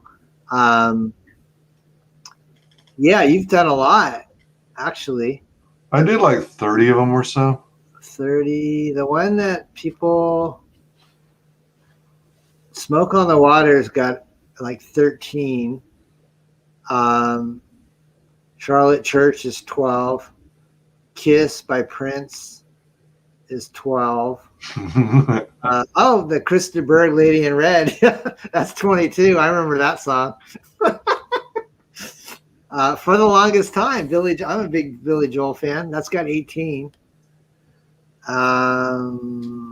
That's probably when you started, I think, was that your very first one, was Billy Joel? Like in I think it was. Or, yeah, it was the first one. yeah, you've done a lot of videos, man. Yeah. I've been at it for a year. Gosh. Do you try to do it pretty much 6 or 7 days a week? Let's say again? Do you try to do it like 6 or 7 days a week? It often ends up that way. Okay. If I'm not promoting Comicsgate books, then I'm often either watching someone stream or watching it live, or I'm a moderator in a channel, or I'm a panelist, or a guest panelist, or I'm just watching a stream on replay. Okay. Well, I'll try to tag you if I do a morning show, if you want to come in and be a moderator or a guest. But I recognize a lot of these guys that I've been kind of co-streaming with, like John from Magna. Oh, yeah. And I really like him. Mr. E's been awesome. Mm-hmm. He's a great guy. Dillard. Actually, I'm going to be on Dillard's show, I think, on Tuesday. Are you doing Scribbattles? I don't even know what that is. So Dillard Draws on his channel has a segment called Scribbattle. So it's kind of like Pictionary. Uh-huh. So he's got a panel list of artists, or even not necessarily artists, whatever. And then, of course, he got his audience in the chat. So behind the scenes, there's a list of maybe 35 subjects. Well, let me go back up a little. So let's say they pick a topic like superheroes, and then there will be a list of like 35 superheroes. And then each artist takes turns for like 7 rounds and goes, all right, I choose number 16. I'm going to draw number 16. And then they draw it on a shared whiteboard. And the first 3 people to guess the correct answer of what it is they're drawing get points. Like the first one who guesses it right gets the highest amount of points. Then the second gets the amount of points. Right. The bottom gets the least amount of points. But they still get points. Right. But you have to be within the first 3. And then it goes on to the next artist. And they go, all right, I'll do number 22. Oh. But they don't reveal it aloud, obviously, what it is they're drawing. Then they draw it. And then, again, the top 3 are noted. And then all the points are added up. And then whoever scores the highest score gets like a piece of artwork, original artwork or something like that as a prize. Wow. Does he do it like once a week or maybe once a month? Or I think it's once a week. I think it's once a week, but definitely check out one of his Scribbattle videos. It's pretty entertaining. I like it. It sounds like fun. Yeah, it sounds like a kind of fast paced. And how many people normally kind of tune in? Like a Oh, you know what? I don't know in terms of audience. I think he's generally got somewhere between 15 and 30. That's a decent audience. You got to start somewhere, huh? Yep. Yeah. And yeah, I mean, I hope one day to participate, but I think I'm too rusty in the drawing department. Yeah. But I'm pretty good at Pictionary. So Yeah. if I just go straight out with basics, I'll watch it and see if I feel like it's something I could participate in. I like that Pictionary type of. Oh yeah, for sure. But, Yeah, absolutely. Let me see something here real quick. Sure. If you want to just show the lunchbox thing, that's further down. Yeah, keep going. I mean, there's really not much more to really tell you other than we just have some retail tiers. Scroll down a little bit more, I think is where the lunchbox is. Out of curiosity, is this intentionally supposed to have just dialogue? Yeah, that's my story. Oh, Mission Antarctica. They run into the Avengers in Antarctica, or the infringers, not the Avengers. I don't want to get sued. Yeah, so there's the one of the covers, the 60s one, if you want to show that real quick. It's the big red one right above the executive link. There you go. So that's the second cover besides Bill's. It kind of looks like your old Marvel 12 cent. Oh my gosh, yeah. So that's done by Mark Lewis. He actually is an animator he was an animator on the animated X-Men series, and he got his start with us for Parody Press. So we got an actual X-Men guy with street cred working on this book. Dang, that's a get. Yeah, he makes it look all weathered and like it's not your mint condition 1960s comic book. Totally. Yeah, and this guy reminds me of Vincent Price. Yeah, that's Hamster Mind. Yeah, I see the little hamster in there. That looks like a thumb. That's toe. Instead of Toad, it's yeah. And Magneto, of course, he's our Mr. Peanut. The Peanut gone bad, and then you've got Quacksilver and the Scarlet Wrench. Oh wow, there's jeez. Yeah, so that's the the big payoff package if you've got some dispensable income. Whoa. So all the books in our campaign are autographed free of charge if you like. But this one, you get all 3 and then all the other items and any stretch goals that we hit. Do you anticipate releasing a thermos? Or are you going to just go with the mug? Yeah, at this point, just the mug. I looked into the thermoses and they're a little pricey at this point. So I just kind of thought we'll go with the mug. And then you got original art available. Yeah, we've got covers, and this is available for $1,000, the back cover. Wow. Some of Mark's, a few of Mark's pages that the inker decided that he would be willing to sell. Cover sketches. Cover layout. Wow. A lot of money. You want to buy Rob Willis's cover? That's for sale for $1,400. Oh my gosh. That's Professor Quacks. Berserker. Yeah. Cushion. Berserker was one I wanted to show you, Wise, just before we leave tonight. So whenever you're ready, I could share that screen. But I'm really excited about Berserker. Absolutely. And what's really cool is that you guys are so close to completion in terms of production. That's really good. Yeah. It helped that we had most of the black and white artwork already done. It was just a matter of getting it colored. Yeah. It takes the whole load off your shoulders because it gives you more time to actually promote, go on other channels, get your name out there. What was like the book that got you into collecting?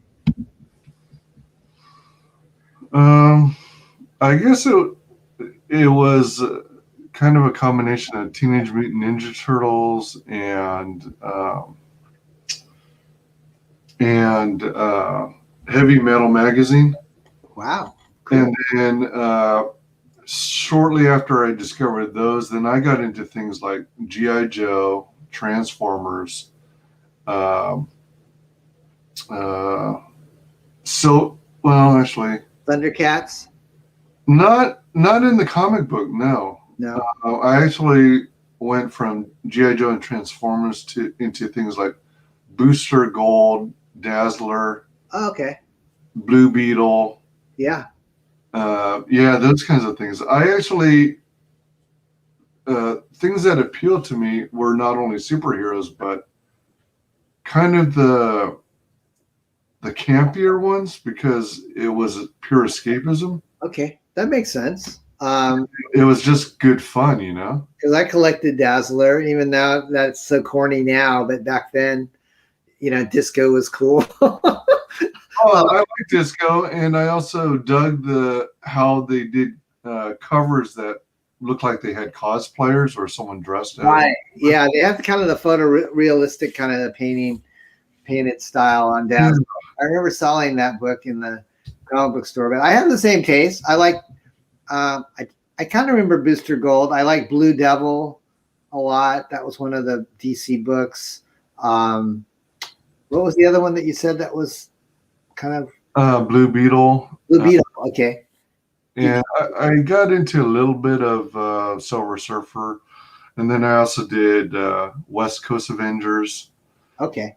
Um, kind of a little offbeat. The kind of offbeat, not mainstream, but a little bit on the obscure side. I hear what you're saying. Yeah, I thought it was always kind of entertaining that they even created something called the West Coast Avengers. It's like, I guess they were playing. I don't know if it was like a friendly battle where so many of the Avengers characters were on the East Coast, so they decided, well, now we need a West Coast Avenger. Right. Hey, I don't know what that was about because Dillard's in the chat. Hey, Dillard, we were just talking about you. Yeah, we were just talking. Oh, I gotta stop talking about him now. We better be nice. Yeah. Guest. Dillard, we were talking about your scribble. Scribettle. Yeah, I was suggesting Don jump on that Scribettles team and compete with you guys. and wipe the floor with you, Dillard. So, and Don said, "Yeah, I'm game." He's going down. Yeah. Oh yeah. No, I don't know about that. I gotta see the format first. Is it like a team? You're a team? No, it's not. It's not a team thing. It's each artist for themselves, more or less. But it's all to benefit the audience and to entertain. And yeah, it's a fun time. He's an awesome dude. I backed his book and he backed my book, so we're both supporters of each other. And oh yeah, he's freaking amazing. He's such a good artist. no one's ever beat me ever. Until Script Battles, when Don takes you down a notch. I think it's set up if he's never lost. He doesn't sound like it's good odds. Ever. I don't know. I suspect Hanging Chad's Dominion voting machine, Dillard. Yeah. We know you're being bought out by the Chinese. Exactly. Dillard's communist, man. Probably Canada, right? Yeah, exactly. That's his next book, Canadian Communist. I don't think he voted for Trudeau, though. I'm going to guess he didn't support Trudeau, but maybe I'm wrong. I don't know. Pretty boy. He's too much of a pretty boy, and Dillard's a man's man. Oh, man. You're fun, man. I had a good time chatting with you. We have a lot in common, kind of growing up Asian in Northern California and kind of the same comic book likes and stuff. Yeah, oh, he's not from Canada? Well, he lives there now, doesn't he? He's from Los Angeles. Oh man. I thought he was from Canada. Don't you live in Canada, Dillard? No? He's a California boy. Well, his comic book character is up in Canada, so I kind of he was a Canadian, eh? Not that I have anything against Canadians, because Canadians were my neighbors for my parents for decades, and they were the best neighbors. He's an Angelino. Hopefully you don't like the Dodgers, because if you like the Dodgers, Dillard. Oh my. We have the Dodgers. Yeah. Northern California Asians are better than Southern California Asians. We like the Giants, and Southern California Asians like the Dodgers. Oh man. Sorry, we're getting off the beaten path here. No, it's all good. My streams often go on all kinds of crazy tangents and stuff. Yeah, it's cool that you got a feature tier too. I love when creators have a feature tier. Thanks, bro. Kind of like the best bang for your buck, and you get typically get all kinds of cool extras. Yeah, you get all 3 XFarce cover variants on this one.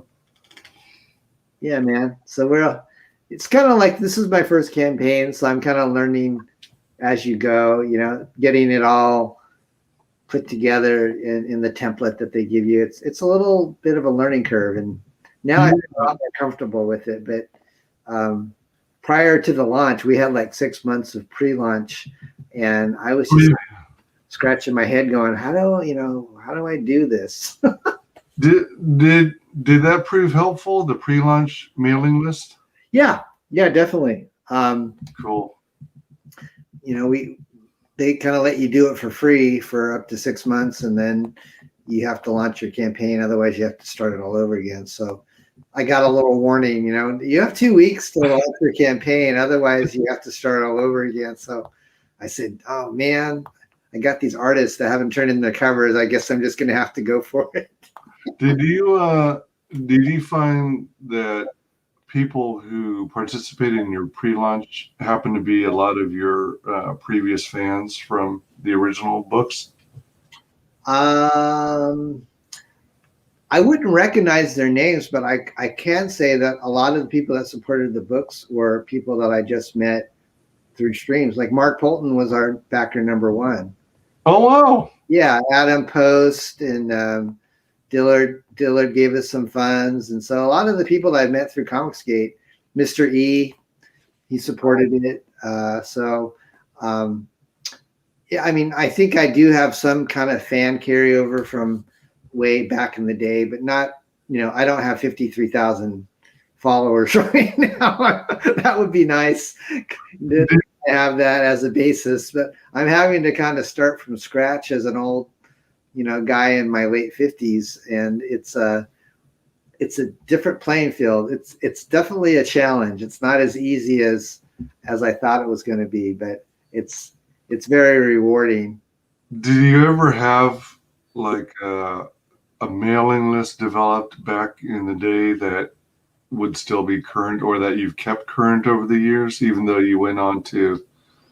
I never did. That would have been a wise thing to do, because we did do mail order back in the day with our back issues. But when we were publishing as a comic book publisher, you really wouldn't get people's addresses because your books would be sold through a store.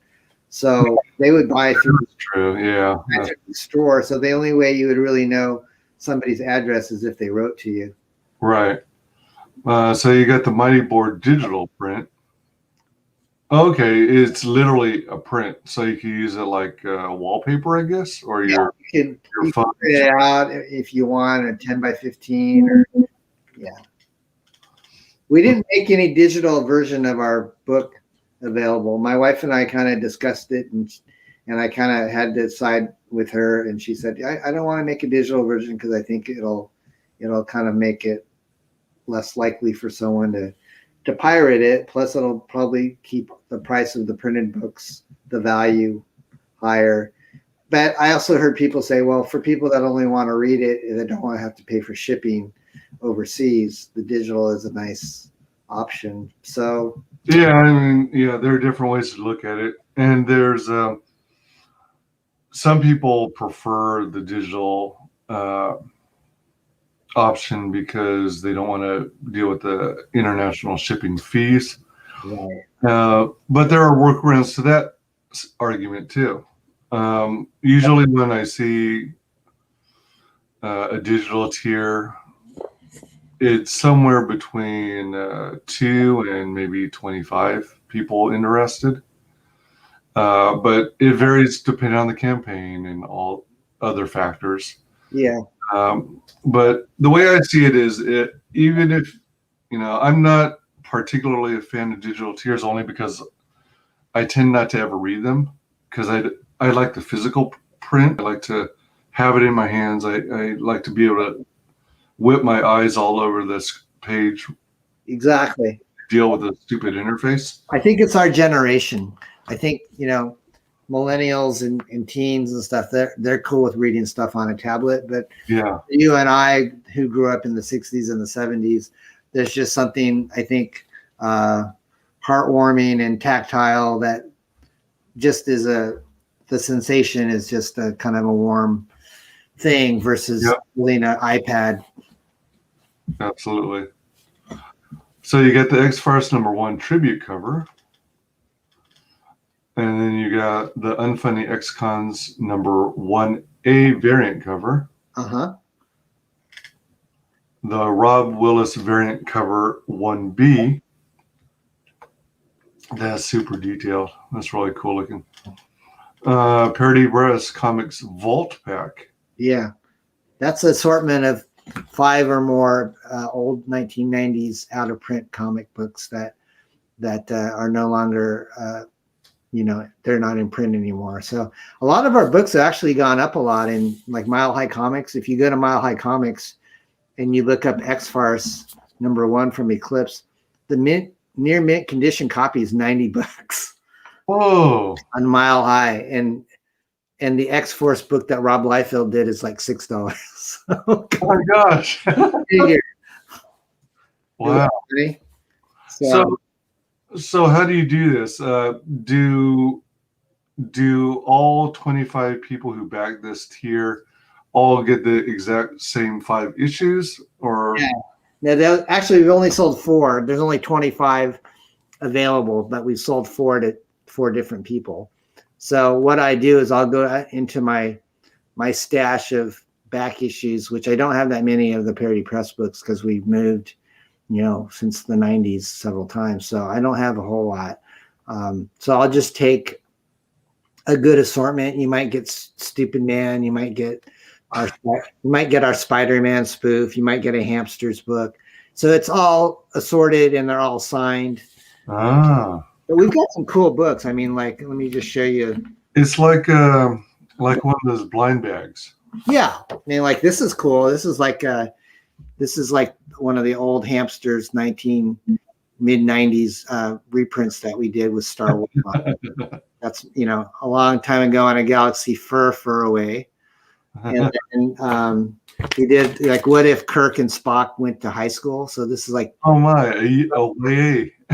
teens, like you got Spock as the loner cycle dude and Kirk is a jock.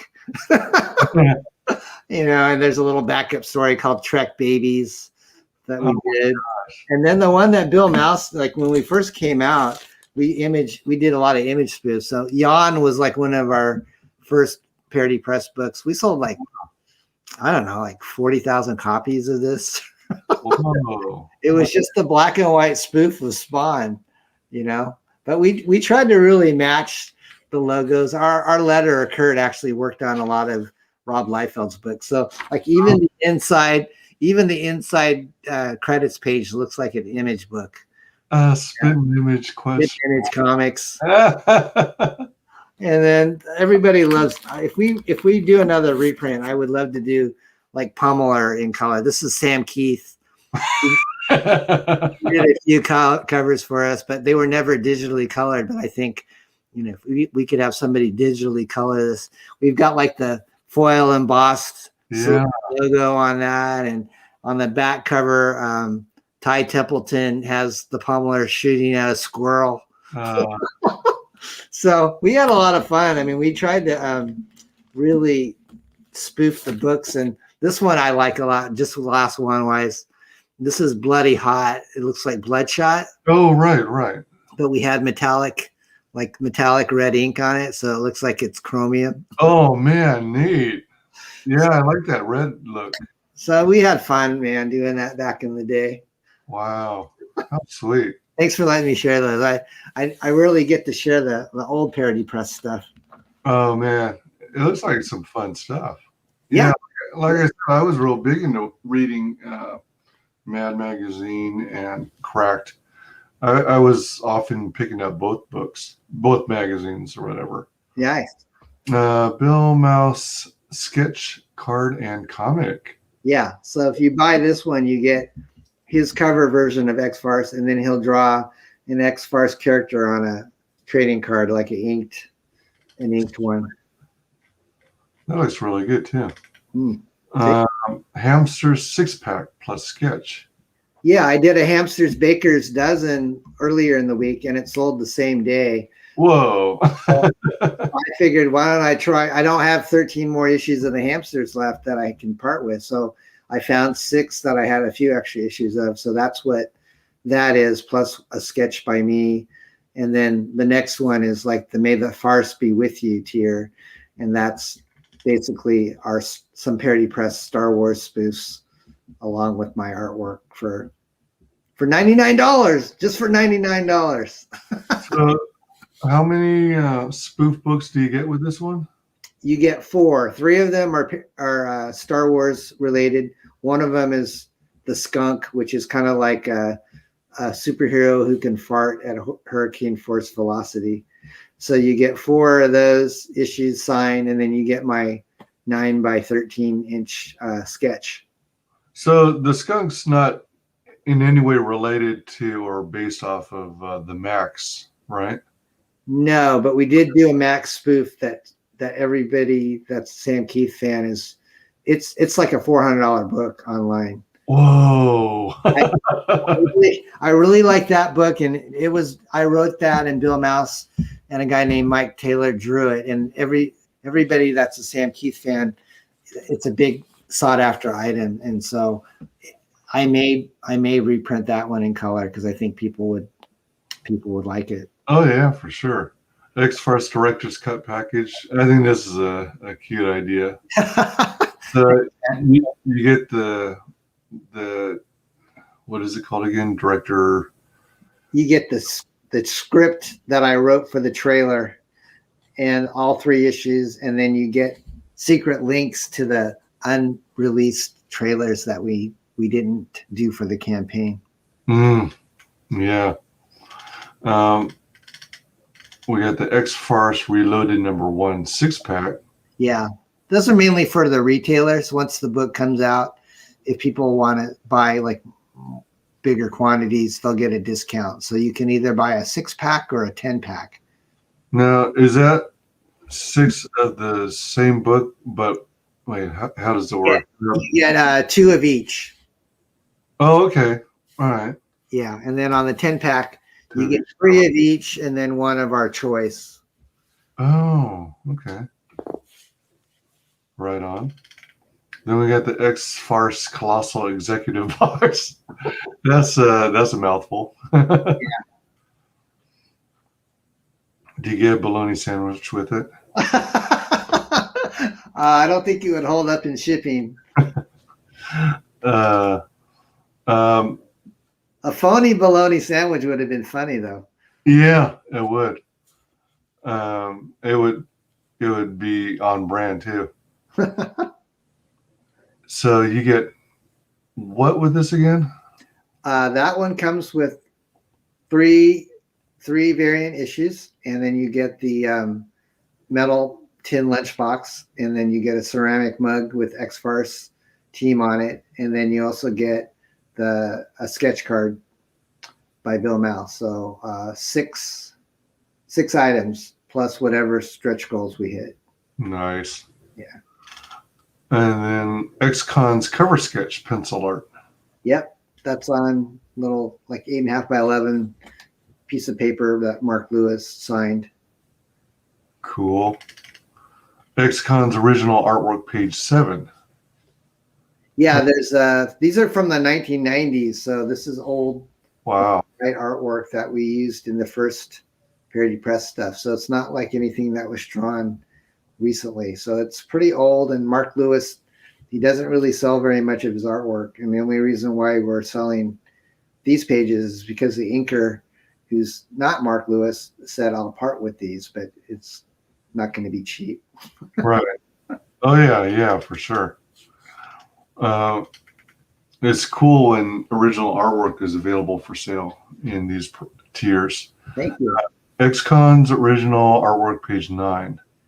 Yeah, and it's all like done in the Kirby-esque style. So if you're a fan of Kirby or the old vintage X-Men, that'd be really something cool to hang on your wall, you know.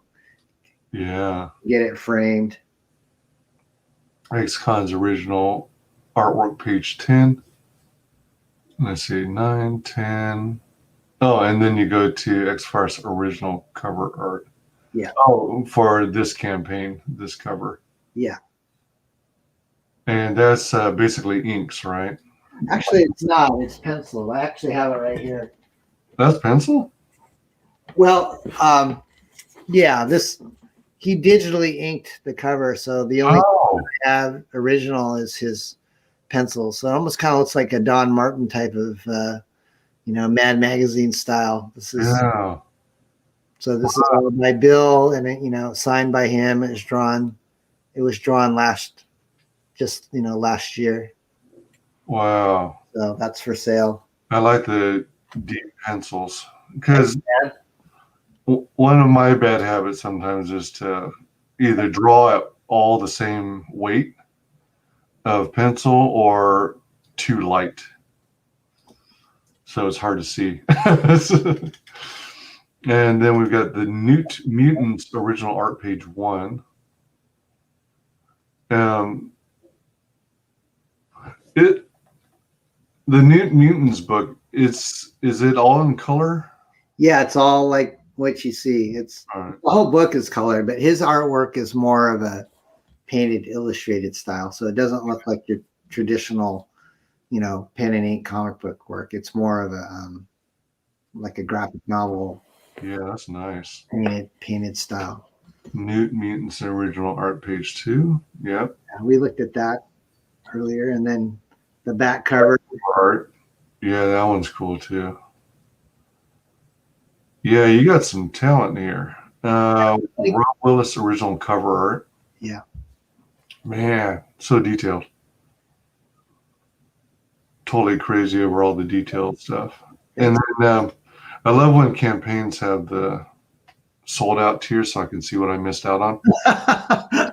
Yeah, I just thought on a whim, what if I could just put together some Hamsters books, and even though it's not X-Farce, there's people know me from the Hamsters, and so we had an original sketch by another artist that goes along with those comics. Yeah, I was really surprised. It pretty much sold the same day that I put it up. Yeah, I don't blame them. This is a steal. Yeah. If I had seen it sooner, I probably would have gotten it myself. Thanks, buddy. Yeah, freaking cool. Freaking cool. It looks like a blast. I definitely got to back this. Thank you, my friend. It's I wanted to before we go, my wife says, one thing you don't do, Don, when you go on these streams is you don't tell people about Beard Zerker. I'm going, okay, I'll go on and share Beard Zerker. So I'm going to share it with you if you want to show it. That's Kanan White's cover on the next book that we're going to do. It's kind of a rock and roll Rip Van Winkle tale. It's got a lot of humor and a lot of action in it. And the story is about a kind of like a Bill and Ted guy that gets into suspended animation for 40 years. So they wake him up and they need him to solve today's problems. So one of the problems is that the U.S. is being invaded by killer hornets, kind of like what we were told last year. So this sequence is him fighting these murder hornets. And his weapon is actually an axe that's a guitar. And it's all right. Yeah, it's powered by the rock gods. So as Slash and Eddie Van Halen, whenever he needs power, and the guys from ZZ Top will give him the power of heavy metal. So oh man, he's got a let me see if I can zoom in a little bit here. I think I can if I show it to you. It almost looks like a crossover with Cyberfrog. Yeah, because the Vespas look like these hornets are not they're not that big. They're actually they're smaller. But his little cat here, his name is Cat Stevens. And he plays the drums. So anyways, Beard Zerker's in progress. I already wrote it, and Bill Mouse is going to be drawing it. It's a full 32-page book, and we're working on a variant cover with She on it as well. So it's going to be more of a more of a straightforward action book, but it has a lot of humor in it too. Nice. That looks good. Thanks. Wow. That's looking good. Sweet. Oh my gosh. Thanks for sharing that. You're welcome. I'll come on again if you want, and we can talk about it when it's. Oh hell yeah. You're definitely welcome. I'd love to have you on again to promote all your crazy stuff. Thanks, bro. Yeah, 33.49. Back this once, back this twice, back at 3 times a lady. And this looks like a hell of a lot of fun for sure. And I am going to give you the floor. Would you share with the world how you can be found on social media? Oh, sure. Thank you. I can be reached at, xfarce.com is the campaign, but you can actually contact me if you have a question about the campaign in the comment section. On Twitter, I'm at Real Don Chin. And we also have a Twitter account for Parody Press. I think it's parody_press for that. And then if you just go to parodypresscomics.com, that will take you to our Facebook page where we have updates and links to our, streams and so forth like that. Last but not least, you can also catch my YouTube channel, which just look up Don Chen on YouTube and it should come up. And I'm trying to do live shows at least once or twice a week, just kind of chatting about comic books and the X-Farce campaign. And yeah, I'm on streams a lot. So, you know, in this last 10 days of the campaign, I'm really trying to get out there and push the book to the finish line. So I meant to ask, it says 10 days left. So did you do 2 30-day rounds of funding? Actually, Wise, this is our first 20. So after the 10 days, that'll be our 30-day. I have a feeling that we'll probably extend another 30 and then go in demand. Because the Rob Willis cover, that's what I was waiting for to go live. And Rob had some other commitments that he had to get done. So it was a little late. And so we don't even have the color Willis. And to me, that was going to be one of the top draws to this campaign, is just to show his cover. So it's in the process of being colored. And so my thought is that, you know, why not, because we're not going to probably print this until March, why not just give people another 30 days to back it? So I have a feeling that we'll probably extend it after this 30 days. Yeah, you may have already heard from other creators. In Indiegogo, when you extend, you get like a choice of 30 days or 60 days. And if you've already come to the close of the first 30 days, you're supposed to choose 60, even though it doesn't seem to make logical sense. 30 is if you're just going to cap it off at the first 30 days and not extend another 30. So you want to make sure you choose 60 days. Like after, when I get to the end of this one, you say I choose 60, or I was supposed to choose 60 at the very beginning?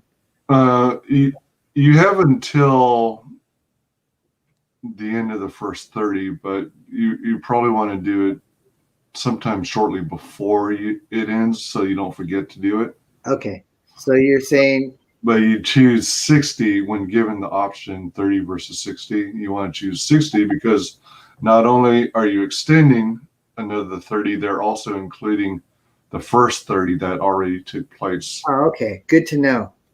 Thanks. Because logically, I don't think I would have done that. Yeah, I know. It sounds bizarre and it doesn't seem to make any sense. So I'm hoping one day when I finally launch my own project that I hope they like make it clear in their verbiage. Yeah. Yeah. And then as I understand it, and this is probably already taken care of on your back end, but when you first launch your Indiegogo campaign, I'm told that you decide at that point from the get-go if you're going to use the in-demand feature once your campaign funds. Yeah.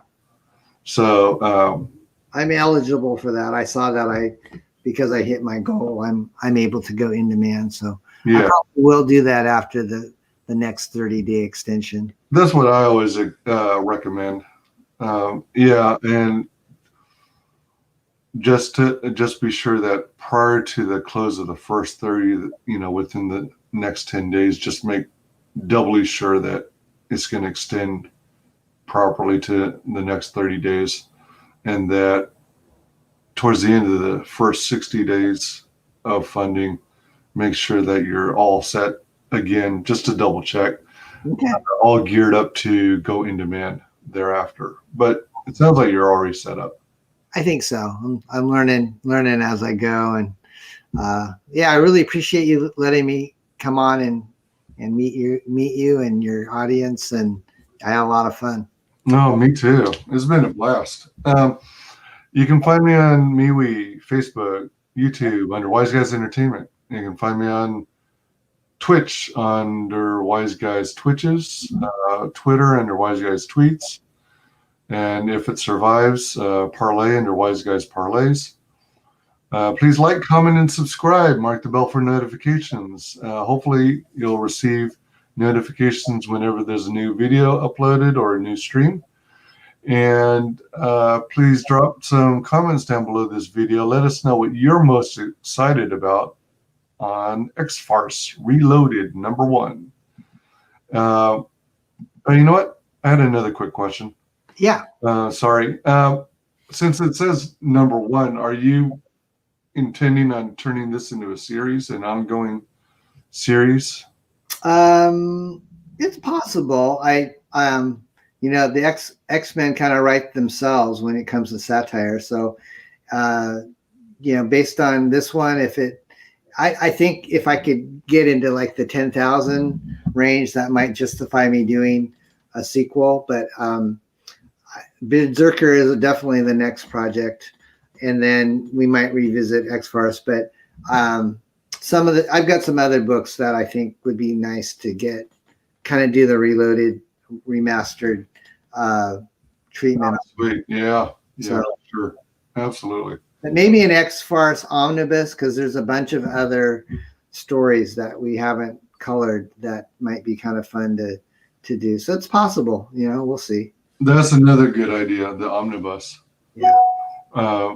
Kind of helps you catch up on everything you missed back then. Yep. Yeah, so I want to thank everyone in chat. You guys are awesome. Thank you for your support. You guys rock. Thanks to everyone who watches this on replay. And thanks to our very special guest of the night, Don Chin. Thank you so much, Wise. You're awesome. My pleasure. It's been an honor. Let's close it on out. Thanks, guys. Have a good night. Until the next time. Have a good weekend, everyone. Final guest that is the only person below White Holiday in the Comicsgate phone book.